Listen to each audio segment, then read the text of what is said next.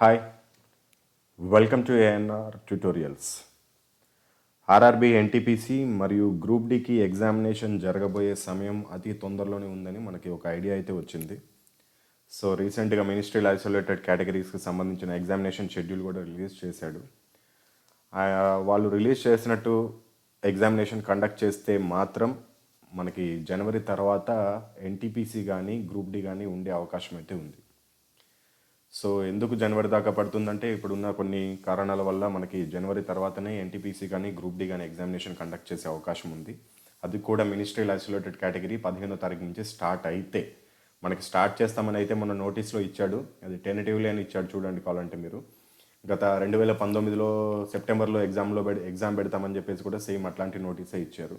ఒకవేళ ఏది ఏమైనా కానీ మనకి మినిస్ట్రియల్ ఐసోలేటెడ్కి అప్లై చేసిందే కేవలం 1,30,000 మంది ఉన్నాయే, 1,600 పోస్టులు ఉన్నాయి అవి.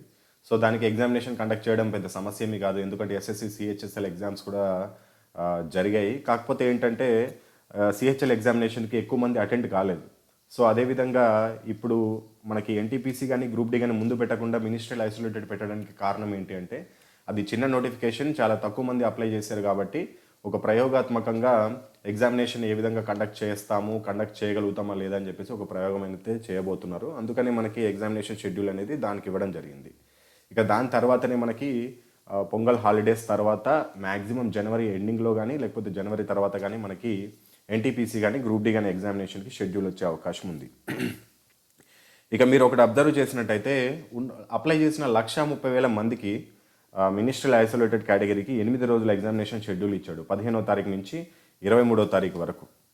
15వ తారీఖు నుంచి 20 అంటే 9 రోజులు దాదాపు. అంటే రోజుకి 15,000 మందికి ఎగ్జామినేషన్, ఆల్ ఇండియా వైజ్గా 15,000 మందికి మాత్రమే ఎగ్జామినేషన్ కండక్ట్ చేస్తున్నారు. సో ఆ విధంగా రోజుకి 15,000 మందికి ఎగ్జామినేషన్ కండక్ట్ చేసే విధంగా ఆర్ఆర్బీ కనుక ప్రయోగాలు చేపట్టినట్లయితే ఫ్యూచర్లో ఎన్టీపీసీకి కానీ గ్రూప్ డి కానీ ఒక్కొక్క ఎగ్జామినేషన్ అంటే CBT 1 క్రియేట్ చేయడానికి, CBT 1 కండక్ట్ చేయడానికి దాదాపు 5 నుంచి 6 నెలల టైం అనేది తీసుకోవాల్సి వస్తుంది. సో ఇది ఎందుకు మనం ఇప్పుడు ప్రస్తావిస్తున్నామంటే సెట్లు అనేది పెరుగుతాయి, మనకి ఎగ్జామినేషన్ సెట్లు అనేది పెరుగుతాయి, ఖచ్చితంగా షిఫ్ట్లు కూడా పెరుగుతాయి. రోజుకు 3 షిఫ్ట్ల చొప్పున టైం అనేది డ్యూరేషన్ అనేది పెరుగుతుంది. అంటే మినిమం ఒక 3 నెలలు అయినా సరే ఎన్టీపీసీ లేదా గ్రూప్ డి ఎగ్జామినేషన్స్ జరిగే అవకాశం ఉంది. సో ఎన్ని రోజులు జరిగితే మనకేంటి అనుకుంటే మాత్రం ఒక పెద్ద మిస్టేక్. ఎందుకంటే పేపర్ స్ట్రాటజీ అనేది మారే అవకాశం ఉంటుంది. మనకి పేపర్లు 2016లో ఎన్టీపీసీ జరిగిన ఎగ్జామినేషన్ కనుక మనం గమనించినట్లయితే చాలా ఈజీ క్వశ్చన్ పేపర్ అది. దాన్ని కనుక మీరు ఉదాహరణగా తీసుకొని ఇప్పుడు ప్రిపేర్ అయితే కనుక ఎన్టీపీసీ సాధించలేరు. ఎందుకంటే ఆ పేపర్కి ఈ పేపర్కి 16 నుంచి 21 అంటే దాదాపు 5 సంవత్సరాల టైంలో ఎగ్జామినేషన్ ప్రక్రియ అనేది చాలా మారింది. గత ప్రభుత్వాలు ఏ విధంగా ఎగ్జామినేషన్ కండక్ట్ చేశాయో ఈ ప్రభుత్వాలు ఆ విధంగా ఎగ్జామినేషన్ కండక్ట్ చేస్తలేవు. ఇంకా అంతకంటే ఎక్కువగా ప్రయోగాత్మకంగా అదేవిధంగా మోడరేటివ్గా ఎగ్జామినేషన్ క్వశ్చన్ పేపర్స్ అనేది రెడీ చేస్తున్నాయి. అంతేగాని 2016 ఎగ్జామినేషన్ క్వశ్చన్ పేపర్ని చూసుకుని సేమ్ అదే విధంగా చదువుకుంటా అంటే మాత్రం మీరు పెద్ద పప్పులో కాలేసినట్టే. సో కాబట్టి మీరు ఎగ్జామినేషన్ పేపర్ని జస్ట్ ఒక అవగాహన కింద మాత్రమే తీసుకొని మీకు ఇచ్చిన సిలబస్ని అదేవిధంగా మీ దగ్గర ఉన్న ప్రణాళికతో చదువుకున్నట్లయితే మీరు ఎన్టీపీసీ ఎగ్జామినేషన్ అనేది ఈజీగా మీరు టార్గెట్ చేయొచ్చు. ఈ వీడియోలో మనం ఎన్టీపీసీని ఏ విధంగా క్రాక్ చేయాలో చూద్దాం. అదేవిధంగా నెక్స్ట్ ఇంకొక వీడియో చేస్తాను, దాంట్లో గ్రూప్ డి ఏ విధంగా క్రాక్ చేయాలో ఒకసారి చూద్దాం. ఇక ఎన్టీపీసీ గురించి మనకు మాట్లాడుకున్నట్లయితే సపోజ్కి మీరు సికింద్రాబాద్ జోన్ నుంచి కనుక అప్లై చేసినట్లయితే దాదాపు 3,234 పోస్టులు ఉన్నాయి మనకి. మీరు 60,000 పోస్టులు ఉన్నాయని చెప్పేసి మనసులో నుంచి తీసేయండి, ఎందుకంటే 60,000 పోస్టులు ఆల్ ఇండియా వైజ్గా. కానీ మీరు ఏ జోన్ నుంచి అప్లై చేశారో ఆ జోన్ నుంచి మాత్రమే మీరు పోటీలో ఉంటారు కాబట్టి ప్రాథమికంగా మీకు అన్ని పోస్టులు ఉన్నట్టు లెక్క. సో ఓన్లీ కేవలం మీకు 3,234 పోస్టులు మీ ముందు ఉన్నాయనుకుందాం.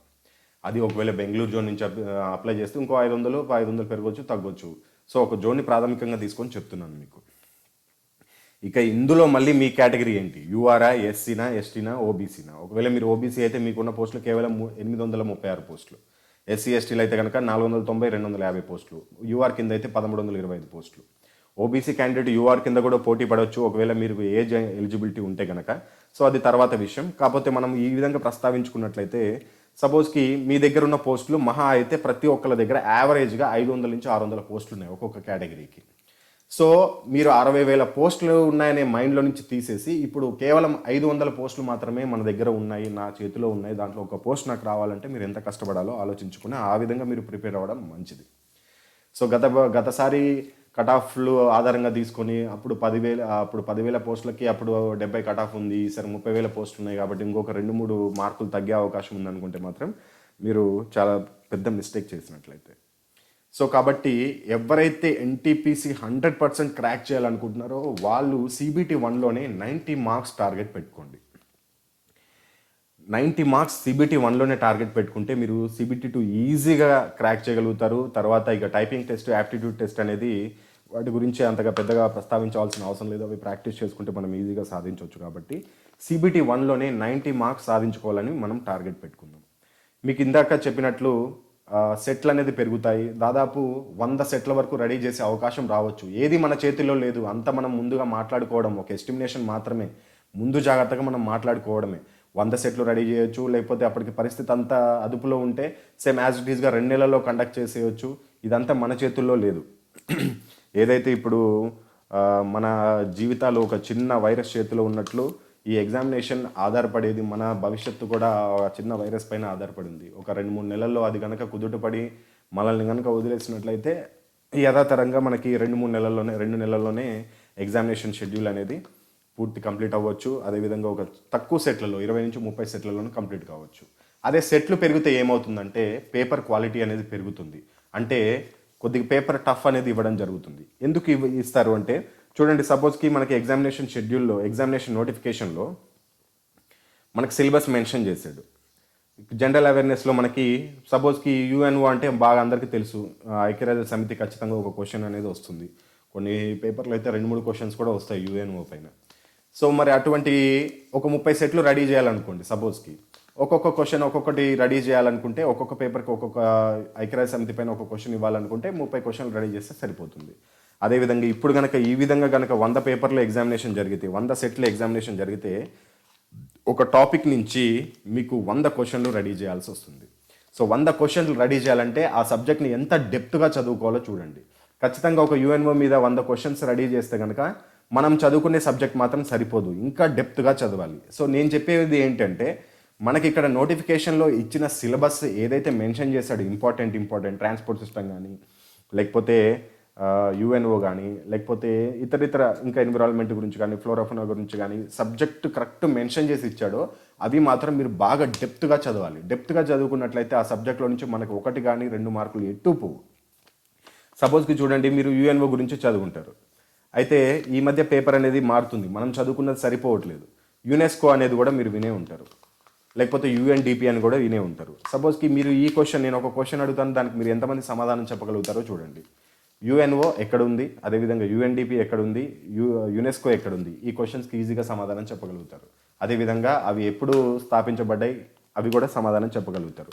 మ్యాక్సిమం ఇవే చదువుకుంటారు. ఇంకొన్ని 2-3 పాయింట్లు దానికి సంబంధించి అనుబంధ పాయింట్లు చదువుకుంటారు. కానీ దానికి సంబంధించిన కొన్ని రీసెర్చ్ ఇన్స్టిట్యూట్స్ ఉన్నాయి, దానికి సంబంధించిన కొన్ని ఇన్స్టిట్యూట్స్ ఉన్నాయి, ట్రైనింగ్ ఇన్స్టిట్యూట్స్ ఉన్నాయి, అవి మాత్రం ఎవరు చదువుకోరు. దానికి సంబంధించిన మెటీరియల్ కూడా మనకు దొరకదు. అవన్నీ మనం గ్యాదర్ చేసుకొని చదువుకున్నట్లయితే మనం ఎన్టీపీసీ ఎగ్జామినేషన్ని మనం ఈజీగా క్రాక్ చేయొచ్చు. ఒకసారి మనకి ఈ ఎన్టీపీసీ జాబ్ వచ్చినట్లయితే కనుక మనం లైఫ్లో తిరిగి చూసుకోవాల్సిన అవసరం లేదు, ఇంకా లైఫ్ సెటిల్ అన్నట్టు. సో కాబట్టి మీరు ఎంత బాగా చదివితే అంత ఈజీగా మనం ఈ ఎన్టీపీసీని క్రాక్ చేయొచ్చు. సపోజ్ నేను ఒక క్వశ్చన్ అడుగుతాను, UNESCO life long learning institute అనేది ఎక్కడుంది? మీకు కనుక దీనికి సమాధానం తెలిసినట్లయితే కింద కమెంట్ సెక్షన్లో తెలియజేయండి.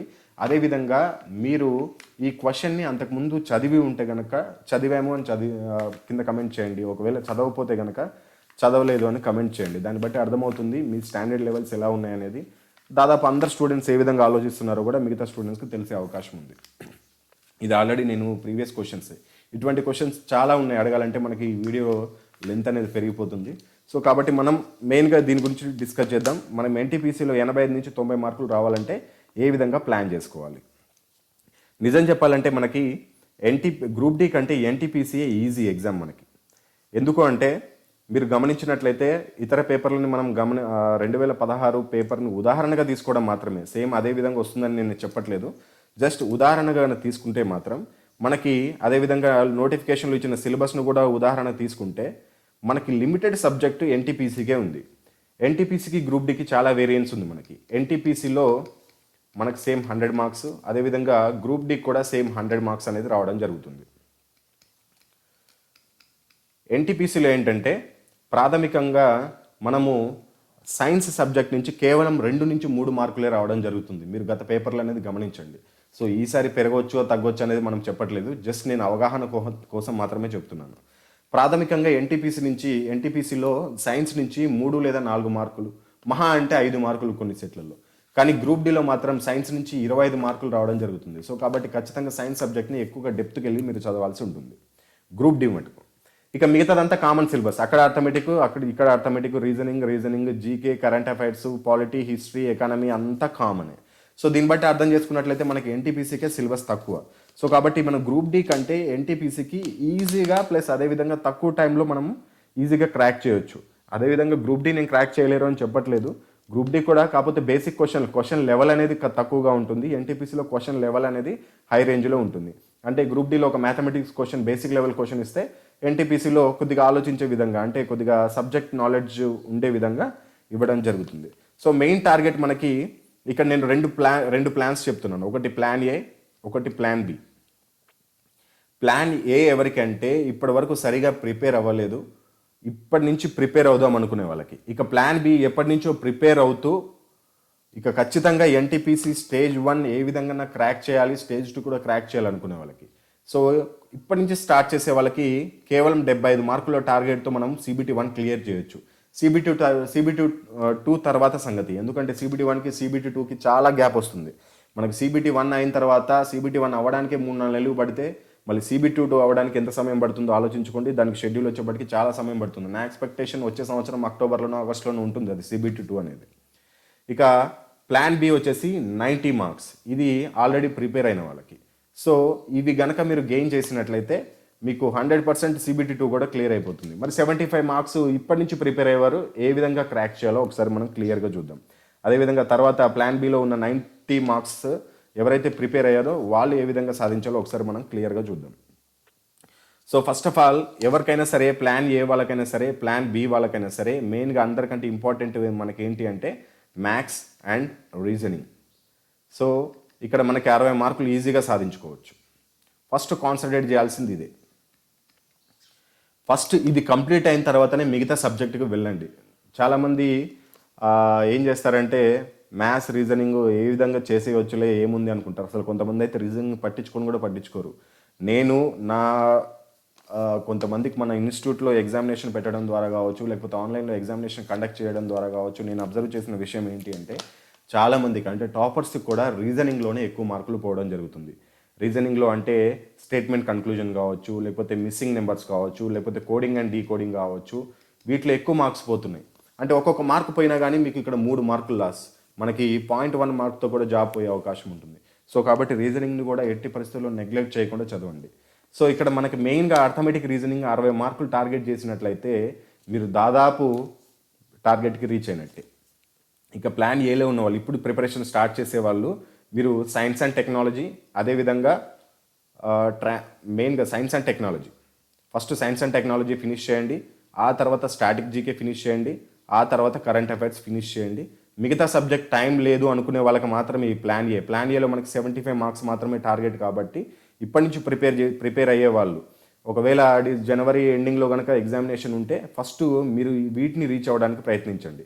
Maths, reasoning, science and technology, GK, current affairs. ఒకవేళ ఇంకా కొద్దిగా మీకు టైం మిగిలితే జాగ్రఫీ అండ్ కంప్యూటర్స్. ఇవి చదువుకొని మీరు CBT 1కి ఎగ్జామ్కి వెళ్ళిపోవచ్చు. 100% మీరు 75 అబోవ్ అనేది సాధించుకోవచ్చు. కానీ చదివింది పర్ఫెక్ట్గా చదవాలి. ఏదో పైన చదివితే మాత్రం యూజ్ ఉండదు. ఇక ప్లాన్ బిలో ఉన్న వాళ్ళకి మనకి 90 మార్క్స్, CBT 1లోనే 90 మార్క్స్ టార్గెట్ కాబట్టి మ్యాథమెటిక్స్, రీజనింగ్ ఎట్టి పరిస్థితుల్లో అదైతే ఫినిష్ అవ్వాలి.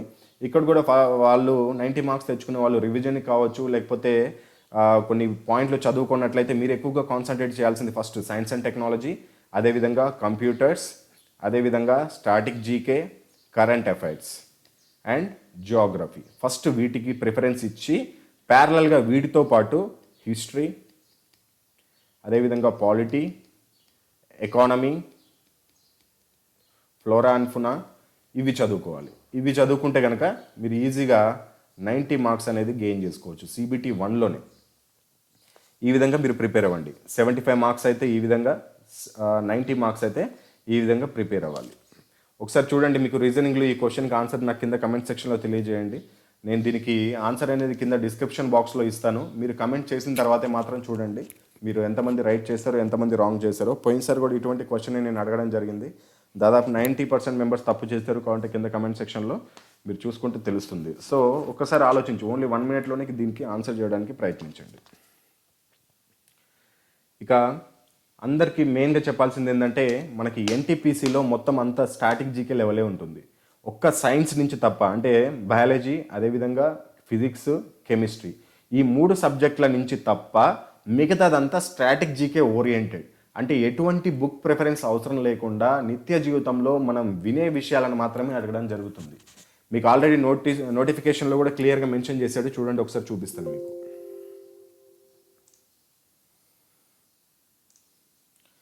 ఇక్కడ చూడండి, జనరల్ అవేర్నెస్ అని ఇచ్చాడు. అసలు జనరల్ అవేర్నెస్ అంటే మీరు ఏదో ఒక బుక్ తెచ్చేసుకుని అది ఫస్ట్ పేజీ నుంచి లాస్ట్ పేజీ వరకు చదువుతా అంటే కుదరదు.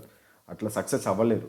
మీరు అక్కడ ఇచ్చిన టాపిక్స్ని మీరంతటి మీరు మెటీరియల్ రెడీ చేసుకోవాలి. ఏ విధంగా మెటీరియల్ రెడీ చేసుకోవాలో కూడా నేను అంతకుముందు ప్రీవియస్ వీడియోలో మీకు క్లియర్గా చెప్పాను. సో చూడండి, మిగతా ఇదంతా మొత్తం స్టాటిక్ జీకే లెవెలే. కాకపోతే ఇక్కడ ఒక్కటే ఇచ్చాడు చూడండి, general science and life science up to 10th CBSE అని ఇచ్చాడు. ఇది ఒక్కటి మాత్రమే అకాడమీ బుక్స్లో కావచ్చు, NCERT బుక్స్లో నుంచి మాత్రమే ఇస్తాడు ఈ 2-3 క్వశ్చన్లు. 2-3 క్వశ్చన్లు అని ఎందుకు అంటున్నా అంటే, వచ్చింది అంతే. గత 2016 పేపర్ని ప్రామాణికంగా తీసుకున్నట్లయితే మెయిన్స్లో అసలుకి కొన్ని పేపర్లో ఒకటే మార్క్ ఉంది సైన్స్ నుంచి. మొత్తం ఫిజిక్స్, కెమిస్ట్రీ, బయాలజీ ఒకటే మార్క్స్ ఉన్నాయి.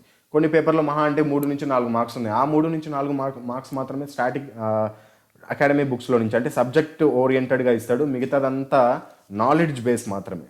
సో కాబట్టి వీటికి మీరు ముఖ్యంగా ప్రణాళిక సిద్ధం చేసుకోవాలి. ఆల్రెడీ మేము అంతకుముందు వీడియోలో కూడా చెప్పాం. మొత్తం ఒక 175 టాపిక్స్ చెప్పాం, దాంట్లో మ్యాథ్స్, రీజనింగ్తో కలిపి. ఒకసారి చూపిస్తాను చూడండి. అది కూడా మీకు మొత్తం 175 టాపిక్స్ చెప్పాను. ఇది జీకే టాపిక్స్ అని చెప్పేసి ఇచ్చాను. వివిధ దేశాల జాతీయ చిహ్నాలతో స్టార్ట్ అయ్యి మనకి మొత్తం జీకేలో 100 టాపిక్స్ పైన, అదేవిధంగా maths, reasoning, computers, flora and fauna, ఈ టాపిక్స్ అన్నీ కలిపితే 175 టాపిక్స్ అయ్యాయి.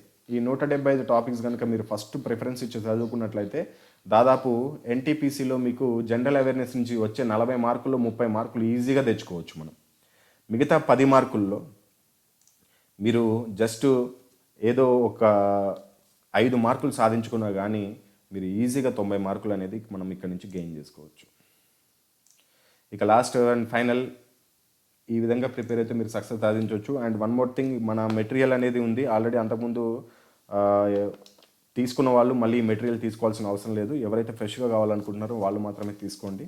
దీంట్లో మనకి ఒకటే ఒక మెటీరియల్, ఇప్పుడు అంతకుముందు 2 మెటీరియల్ ఉండేవి, పార్ట్ ఏ, పార్ట్ బి అని చెప్పేసి, టైప్ 1, టైప్ 2 అని చెప్పేసి. ఇప్పుడు ఆ రెండింటిని మెర్జ్ చేసాం మనము. ఆ రెండింటిని మెర్జ్ చేసి ఒకే ఒక మెటీరియల్గా మీకు అందిస్తున్నాము. సో దాంట్లో వచ్చేసి మేము ఇచ్చే మెటీరియల్ మీకు ఏమి ఉండబోతున్నాయి అంటే, ప్రీవియస్ ఆర్ఆర్బీ మ్యాథ్స్ బుక్ ఉంటుంది. ఓన్లీ దీంట్లో ప్రీవియస్ క్వశ్చన్స్ మాత్రమే ఉంటాయి, ఎందుకంటే ఇది ప్రీవియస్కి సంబంధించిన క్వశ్చన్ పేపర్ కాబట్టి. అదేవిధంగా previous RRB reasoning book 150 pages, only ఆర్ఆర్బీకి సంబంధించి ప్రీవియస్ క్వశ్చన్స్, రీజనింగ్ అన్ని ఒక మోడల్స్ అన్ని క్రియేట్ చేసి ఒక బుక్ లాగా తయారు చేయడం జరిగింది. అదేవిధంగా ఫిజిక్స్ ప్రాబ్లమ్స్ 108 ప్రాబ్లమ్స్, ఎందుకంటే ఆర్ఆర్బీ ఎన్టీపీసీలో కానీ గ్రూప్ డీలో కానీ మనకి ఫిజిక్స్ ప్రాబ్లమ్స్ ఎక్కువగా వచ్చే అవకాశం ఉంటుంది కాబట్టి అవి 138 ప్రాబ్లమ్స్ అనేది ఇవ్వడం జరిగింది మీకు మెటీరియల్లో.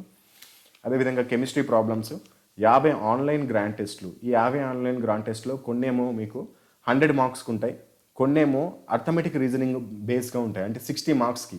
ఎన్టీపీసీలో మనకి 60 మార్క్స్కి అర్థమెటిక్ రీజనింగ్ నుంచి వస్తాయి కాబట్టి 30 మార్క్స్ అర్థమెటిక్, 30 మార్క్స్ రీజనింగ్ నుంచి 60 క్వశ్చన్లకి మనము కొన్ని టెస్ట్లు అనేది రెడీ చేయడం జరిగింది. మిగతా కొన్ని టెస్ట్లు 100 మార్క్స్కి with current affairs, 2020 latest current అఫైర్స్తో మిగతా టెస్ట్లు అనేది రెడీ చేయడం జరిగింది. అదేవిధంగా 20 ఆఫ్లైన్ గ్రాండ్ టెస్ట్లు. ఈ ఆఫ్లైన్ గ్రాండ్ టెస్ట్లు మీరు మొబైల్లో పీడిఎఫ్లో చూసాను రాసుకోవచ్చు, లేకపోతే ప్రింట్ తీసాను రాసుకోవచ్చు. ఈ 50 ఆన్లైన్ గ్రాండ్ టెస్ట్లు మాత్రం మేము ఇచ్చే లింక్ ద్వారా మాత్రమే మీరు రాసుకోగలుగుతారు. ఇక maths high level topic wise questions, model wise ఉంటాయి. మళ్ళీ సపోజ్కి యావరేజ్ అనే ఒక టాపిక్ తీసుకుందాం, దాంట్లో ఒక 10 మోడల్స్ ఉంటాయి. మీకు అసలుకి నిజం చెప్పాలంటే మోడల్స్ వైజ్గా మీరు ప్రాక్టీస్ చేస్తే మీకు అర్థమెటిక్ అంత ప్రాబ్లం అనిపించదు. మ్యాథ్స్లో హై లెవెల్ క్వశ్చన్స్, బేసిక్ నుంచి హై లెవెల్ క్వశ్చన్స్ అన్నీ ఉంటాయి దీంట్లో. ఒక్కొక్క దాంట్లో 10 మోడల్ ఉంటాయి, కొన్ని దాంట్లో 7 మోడల్స్ ఉంటాయి, కొన్ని దాంట్లో 5 మోడల్స్ ఉంటాయి. ఆ విధంగా ప్రతి ఒక్క చాప్టర్ని, కోఆర్డినేట్ జామెట్రీ, అదేవిధంగా స్టాటిస్టిక్స్, ఇటువంటి అన్నీ కలిపి మనకి ఇవ్వడం జరుగుతుంది. మొత్తం 1500 క్వశ్చన్స్ ఉంటాయి మ్యాథ్స్లో. ఈ పైన మ్యాథ్స్ బుక్ వేరు, ఈ మ్యాథ్స్ బుక్ వేరు. అది పైన మ్యాథ్స్ బుక్ ఏమో ఓన్లీ ప్రీవియస్ క్వశ్చన్స్, ఈ కిందదేమో అన్ని మోడల్స్ మ్యాథమెటిక్స్లో నుంచి ఎక్స్పెక్టెడ్ క్వశ్చన్స్ ఉన్న అన్ని మోడల్స్ అనేది కవర్ చేస్తూ ఇవ్వడం జరిగింది. సేమ్ అదేవిధంగా రీజనింగ్ కూడా 1000 questions high level topic wise ఉంటాయి, అవి కూడా టాపిక్ వైజ్ మోడల్ వైజ్ ఉంటాయి. ఇక తర్వాత GK, science and technology, geography, history, polity, economics, computers నుంచి 4000 ప్రీవియస్ బిట్స్, అన్ని ప్రీవియస్ బిట్సే గత సంవత్సరాల్లో అడిగిన క్వశ్చన్స్ని బిట్స్ రూపంలో మార్చి ఇవ్వడం జరుగుతుంది.